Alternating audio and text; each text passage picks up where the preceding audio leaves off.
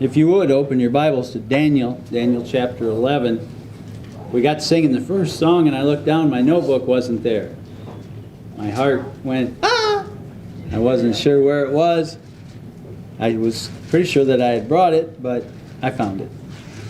Which is a very good thing for Daniel chapter 11. I've got a lot of notes here. We have been making our way through this concluding three chapters. Chapter 10 is kind of the introduction to chapter 11, which chapter 11 is just packed full of details and information, and chapter 12 is the conclusion of all that.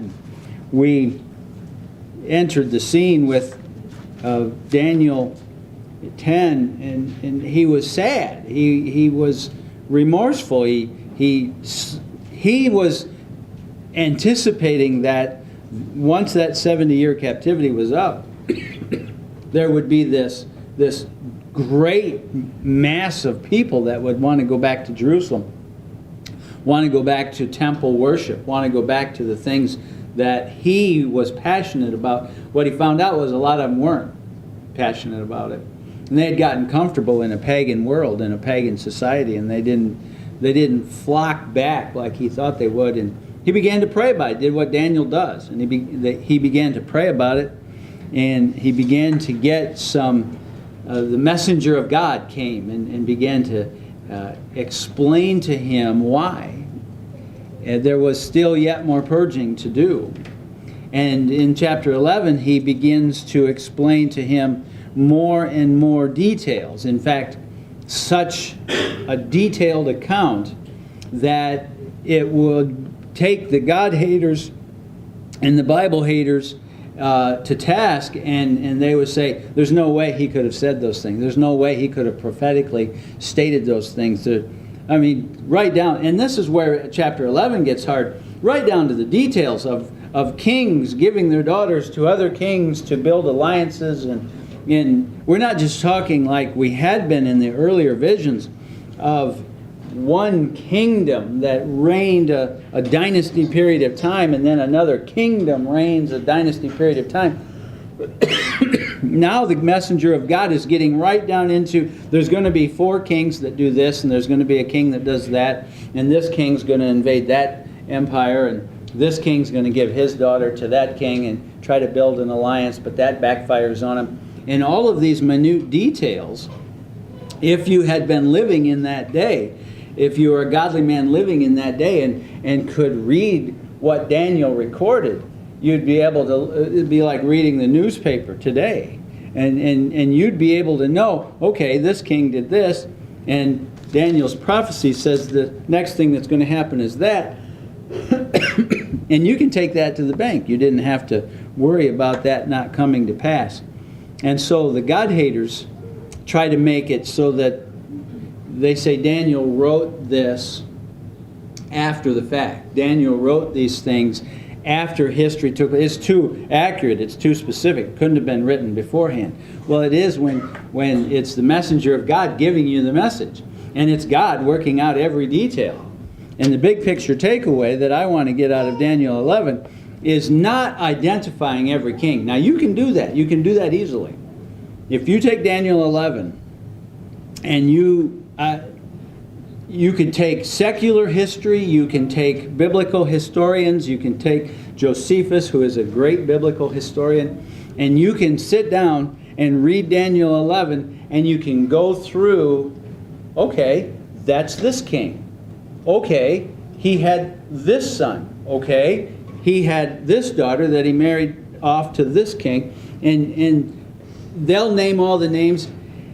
And the commentators are almost universal. It's like reading a parallel version where they're almost, okay, verse X, Y, and Z. This verse says this, and that equates to this king. And every commentator down the line, and even secular history, will say, yeah, that was this person. Yeah, that was Alexander the Great. Yeah, that was his 4 generals. Yeah, that was this.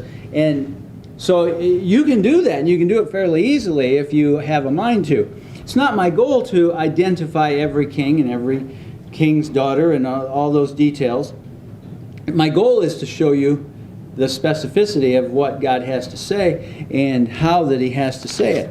Now, we started in the first 4 verses. Well, we covered the first 4 verses last week, and let's just read read 1 through 4. Also, in the first year of Darius the Mede, even I stood to confirm and to strengthen him. And remember, that's in the voice of the messenger of God. He was helping Darius because Darius was helping the people of God. And that's playing off of the angelic warfare. Remember from verse 13 of previous chapter. And now, he goes on to say in chapter 11, verse 2, and now I will show thee the truth. So I'm settling in to give you the detailed account of what we would call history, most of it, but what Daniel was going to see as looking forward. Now will I show thee the truth. Behold, there shall. Remember the word shall. I've been tempted to underline it every verse in chapter 11 because it's in every verse a couple of times. There shall stand up yet 3 kings in Persia. Now, up until now, remember, we've primarily had the Medo-Persian Empire was going to take over Babylonia. And the Greece Empire was going to take over them. And then the Roman Empire was going to take over that. And we had big chunks that it was easier to get your brain around those empires in that succession. And that showed up in the very first image that Daniel saw. It's far more complicated to get your brain around this one and that one and this king and that king. So that's why we're not trying to identify every one.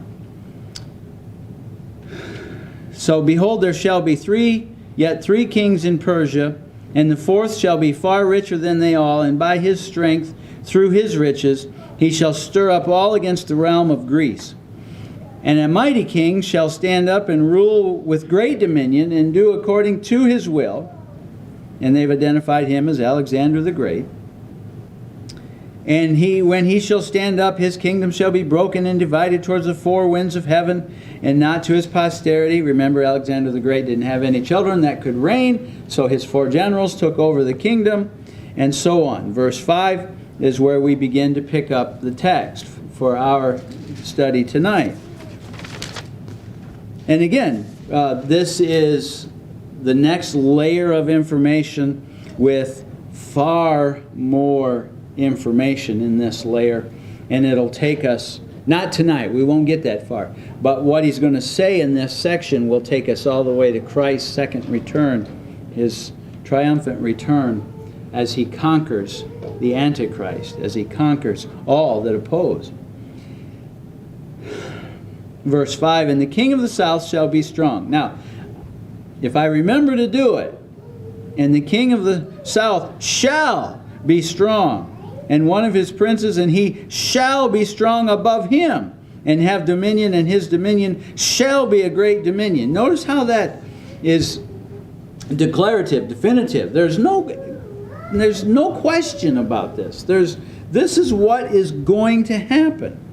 And from now to verse 20, you have 150, 200 years of the kings battling between the north and the south. Now the north, by the way, is going to be referenced many times, and it was referenced in verse 5, the south.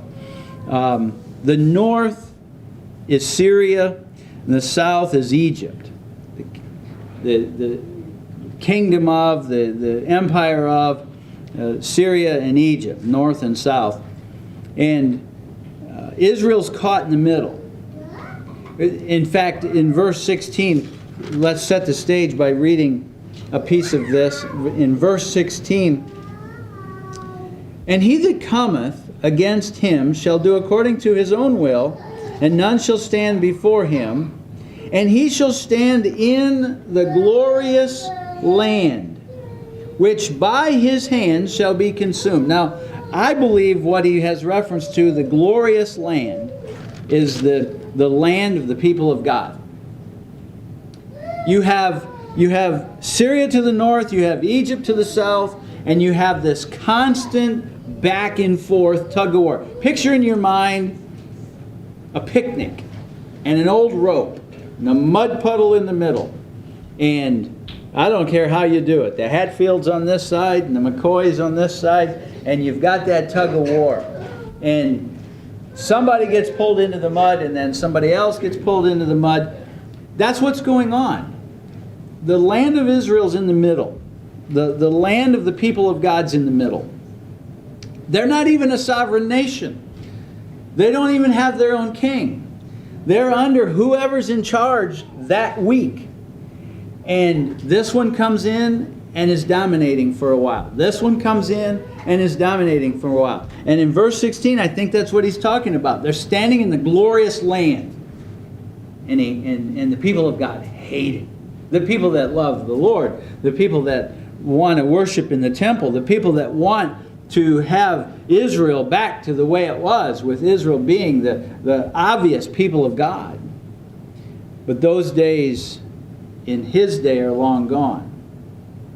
But this tug of war is going on, and it starts in verse 5 of chapter 11, with the king of the south that be strong. The king of the south shall be strong, and one of his princes, and he shall be strong above him, and have dominion, and his dominion shall be a great dominion. And in the end of the years they shall join themselves together, for the king's daughter of the south shall come to the king of the north and make an agreement, but she shall not retain the power of the arm, neither shall he stand, nor his arm, but she shall be given up, and they that brought her, and they that begat her, and he that strengthened her in these times. So verse 6 seems to me to be saying the north and the south, 5 and 6, they try to unify through marriage. That was a very common practice. You see Solomon did that. It was a very common practice. They were trying to build alliances so the king would give his daughter to this one or take the daughter of that one, and they would build alliances that way. We'll see it again tonight. That didn't work very well. And this one, she was murdered. And notice at the end of verse 6, but she shall not retain the power of her arm, neither shall he stand. She's murdered, he's murdered, and all of the people around them are taken out of the scene. None of them. She shall not retain the power of her arm, neither shall he stand, nor his arm, but she shall be given up, and they that brought her, and he that begat her, and he that strengthened her in these times. Everybody associated with these two out of the picture. Now, you're living in a monarchy. You're living in a day with a lot of temple intrigue. You're living in a day when you're here that if you want the throne and somebody else has got it, if you can figure out how to kill them, get them out of the way, that's how they did it. The next one's on the thrones, the next sharpshooter with a bow and arrow. And so often those kinds of things took place, and it would appear as though that's what took place here. And again, you can go to secular historians, and every commentator I read named which one was who and all those details. But after you start naming everyone and every king and every temple intrigue set of circumstances, they all blur together. You need a flow chart to keep it all straight. So I'm not trying to get to all those details, but to notice this shall happen. This shall happen. This shall happen. Verse 7, but out of a branch of her roots shall one stand up in his estate. So in verse 7, out of the lineage of the murdered wife comes one that stands up. Can you imagine having this to be written before these things take place? And having people to sit back and watch this unfold and go, wow, that's amazing detail, Daniel. Well, Daniel says, I was the recipient. The messenger of God gave it to me. So out of a branch of her roots shall one stand up in his estate, which shall come with an army, and shall enter into the fortress of the king of the north, and shall deal against them, and shall prevail. So, from the murdered wife, from her lineage, comes an army, and they prevail. They deal against them and shall prevail. And shall also carry captives into Egypt, their gods, with their princes, and with their precious vessels of silver and of gold. And he shall continue more years than the king of the north. Notice, okay, the king of the south that's ruling right now, he's going to continue more years than the king of the north. And all of this very specific detail. And those spoils carried into Egypt. Once again, you got Syria and you got Egypt, and you got little land of the Israel in the middle, the Jewish people in the middle. And so these armies are tramping back and forth. They're attacking each other, plodding through the land of the people of God. And now they take the spoils back to Egypt. And they're just stuck in the middle of all this. No rest, no normalcy in their lives, no individual kingdom of their own, always under the ruling entity at that time. So, verse 9, the king of the south shall come into his kingdom and shall return into his own land. But his sons shall be stirred up and shall assemble a multitude of great forces and shall certainly come. You don't have enough certainty there with all these shalls. He throws in shall certainly come and overflow and pass through. Then shall he return and be stirred up even to his fortress. So the sons from the north shall be stirred up and attack the south, and the north and south battle continues on. Verse 11, and the king of the south shall be moved with choler or anger, and shall come forth and fight with him, even the king of the north. And he shall set forth a great multitude, but the multitude shall be given into his hand. So he's already telling the king of the south is angry. Obviously, his territory got invaded. The king of the south gets angry and defeats the north. And the cycle continues. Verse 12, and when he hath taken away the multitude, his heart shall be lifted up, and he shall cast down many 10,000s, but he shall not be strengthened by it. When he did come out victorious, now his pride is increased, but it seems as though it's not enough for him. He's not strengthened by it. He's not satisfied with it. There's more to do. And we saw that same characteristic back when we studied Alexander the Great. He lamented that there weren't more areas to conquer. And again, if you care to, it's pretty easy to find. I could recommend a couple. You can find a good couple of commentaries or secular history, and you can sit down and start plugging names into all these various, this king, that daughter, and these various warfare campaigns. You can identify them. Pretty easy to identify with history having unfolded, obviously, exactly the way God said it was going to.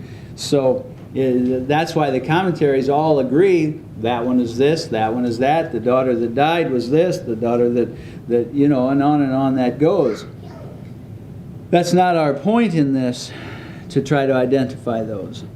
Verse 13, the king of the north shall return, and he shall set forth a multitude greater than the former, and shall certainly come after certain years with a great army and with much riches. So the king of the north returns. Again, you've got this one invading that, you've got that one invading this, and Israel's stuck in the middle.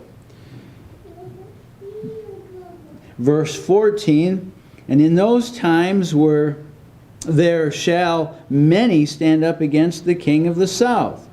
Also robbers of thy people. Very interesting and little discussion about what that's all about.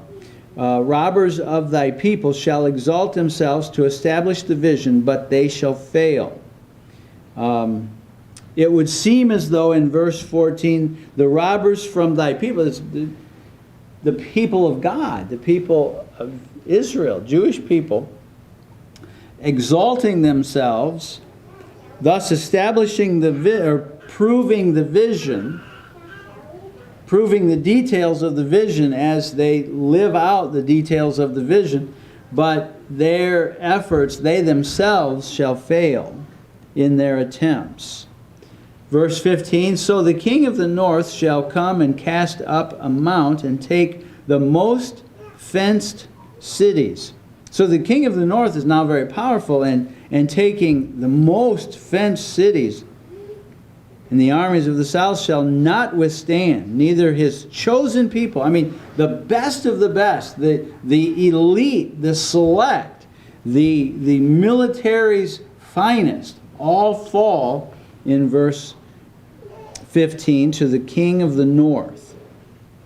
And neither shall there be any strength to withstand. Verse 15, they're just running rampant over the enemies. The king of the north shall come. He'll be successful. And the tug of war continues. Verse 16, but he that cometh against him shall do according to his own will, and none shall stand before him, and he shall stand in the glorious land which by his hand shall be consumed. Now, that's where I will name one of the names that came forward, because it's a name people probably know, Antiochus the Great. I think technically Antiochus the Third the Great. That is probably a name some know. And there's another name coming up in a minute. We'll get to her in a minute. But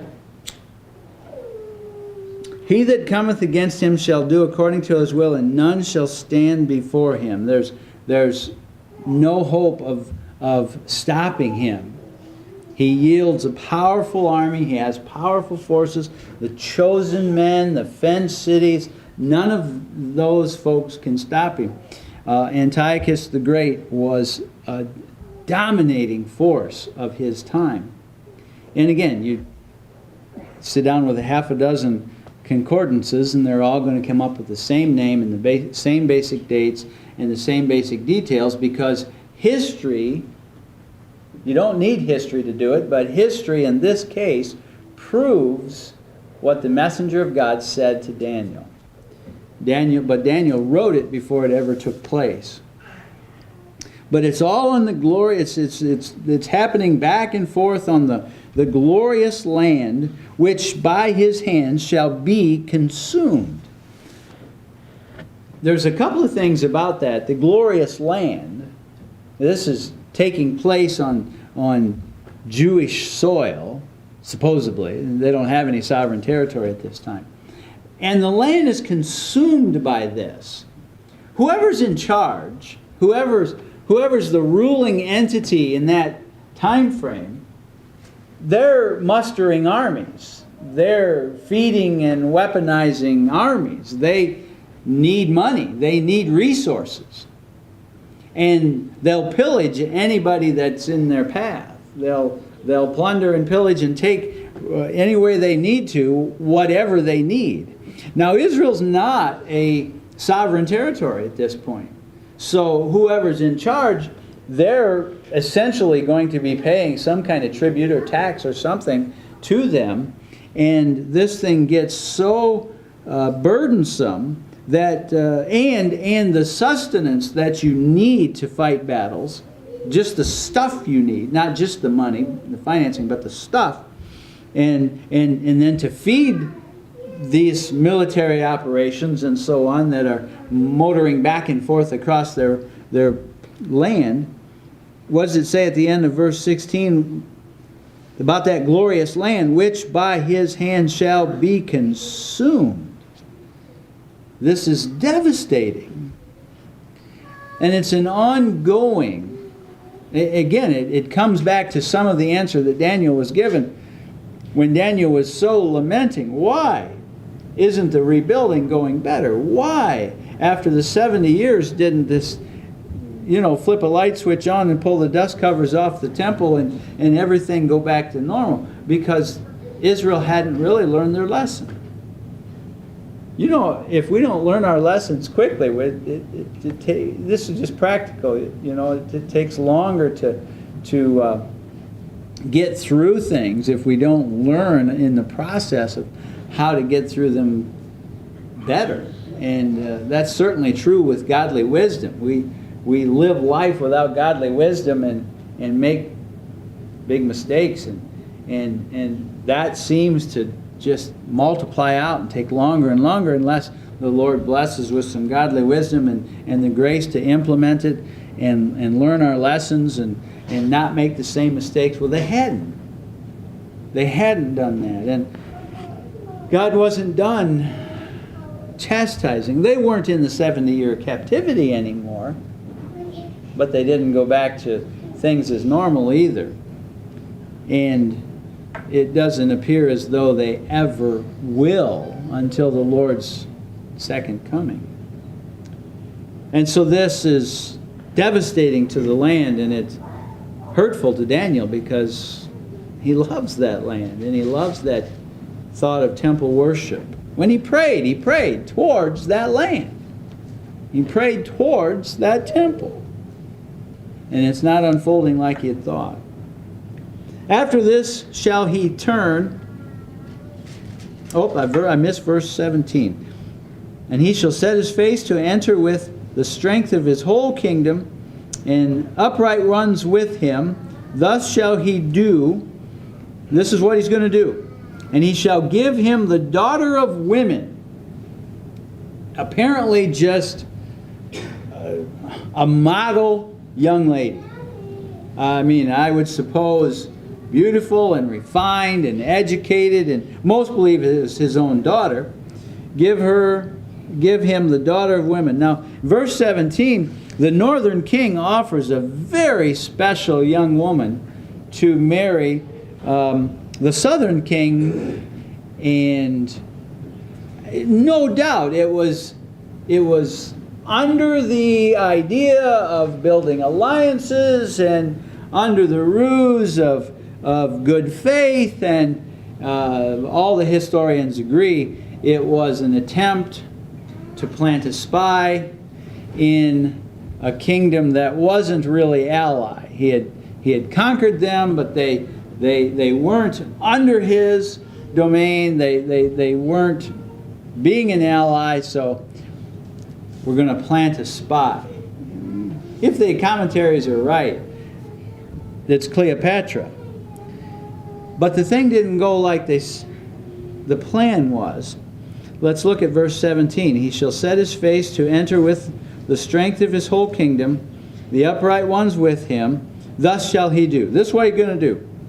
He shall give him the daughter of women, corrupting her, but she shall not stand on his side, neither be for him. The one who gave her, the king of the north, she didn't stand for him. She wasn't an ally to him. She ended up loving her husband, go figure, loving her husband and turning on the one who gave her. And so the whole thing didn't go like it was supposed to go. If the commentators are right, the motivation behind it was to plant a spy. King didn't get a spy. She didn't, as it says in the end of verse 17, stand on his side, neither be for him. After this shall he turn his face unto the isles, the coastal lands and the islands. Set your sights outward and onward and get more territory, and shall take many. But a prince for his own behalf shall cause the reproach offered by him to cease. So someone in his own camp is going to mess it up. The prince for his own behalf shall cause the reproach offered by him to cease. Without his own reproach shall cause it to turn upon him. Then he shall turn his face toward the fort of his own land, but he shall stumble and fall and not be found. Verse 19 is a sad verse. Being so mad, he turned against his own people. But he shall stumble and fall and not be found. Antiochus the Great was killed. And that was the end of his reign. Verse 20. Then shall stand up his estate, in his state, a raiser of taxes. So look at the detail. For a minute, try to get past the hims and the he's. That's, you need a flow chart to figure out which him goes with which he and which him are north and south. And put all that aside for a second and just look at the detail. This one gives a daughter to this one. This one does this. That fails. This one does this and he dies. Verse 20. Then shall stand up in his estate a raiser of taxes. You know, why does he have to give all these little details? He's letting us know, he's proving something that God shouldn't have to prove. He's in charge of history. He's in charge of history before history happens. And after this one that stumbled and fell and shall not be found, he shall stand up. Then shall stand up in his estate a raiser of taxes in the glory of the kingdom. But within a few days he shall be destroyed, neither in anger nor in battle. It would appear God took his life. Not in battle, not in temple intrigue and anger. Maybe he got sick. All these details. So much detail. And again, the historians and the secular history and the commentators, they all agree 99% of the details. If you care to, you can go back through and find a good one, plug all the names in, and make a flow chart and figure it all out. I want you to see this one shall do this one shall do that, the result of this shall be this, and the end result shall be that. God is in control. Take that away from this. God is in control. The details, the individual names and those kinds of details may be interesting to some. What I take away is God sets up kings and takes down kings. God sets up countries and takes down countries. And to a great extent, those that stand with him, he blesses, and those that oppose him, he opposes back. You can take that and plug that thought into today's society and see what's going on in our own nation as we increasingly turn our back on God. And you see more and more, it would appear, his turning us over to ourselves. But none of it's out of control. Not one evil dictator that raises onto the scene. Not one evil empire that raises onto the scene and wipes out masses. None of it's out of control. It's all within God's sovereign providence. And he's mapped it out to which king's daughter is going to marry which king. He's mapped it out to the smallest detail, and what's going to be the outcome of that is already in the mind of God a foregone conclusion. The latter half of the chapter will continue on with even more detail, and more will transition into what will even be future for us. What we've looked at thus far are all things that were history for us. But what we find in Daniel 11 will be in the realm of even that which is future for us. The scope of this is that broad, but the details of it still so specific. So it's an amazing thing. When don't let anybody ever let you doubt your Bible. Don't let anybody ever let you look at something that they'll call a contradiction in the Bible or a detail that's out of place and say, see there, that's a contradiction, that can't be good, that can't be accurate, that detail's out of place, that proves that your Bible's infallible. Please, take this away. This book is perfect as given to us by God. This book is not flawed. It is not contradicting itself. It is not lacking in detail, accuracy. There may be things we don't understand. There are things we don't understand. There are details we can't reconcile. That's not the fault of the Bible. That's a shortcoming in my understanding. Don't let anybody let you doubt this book. Don't let anybody ever let you doubt God's sovereign providence. And again, I'd much rather serve a sovereign God that has everything under control, even though I don't understand some things, even though I don't even know that I like some things. I know He's doing what's right, good, best for me, that which is good for the Romans 8:28, all things work together for good to them that love God, for our good and His glory. May Daniel 11 cement that as you see the detail of the messenger giving Daniel these very specific points that came to pass, and historians all agree on who's who in there. So let's stand.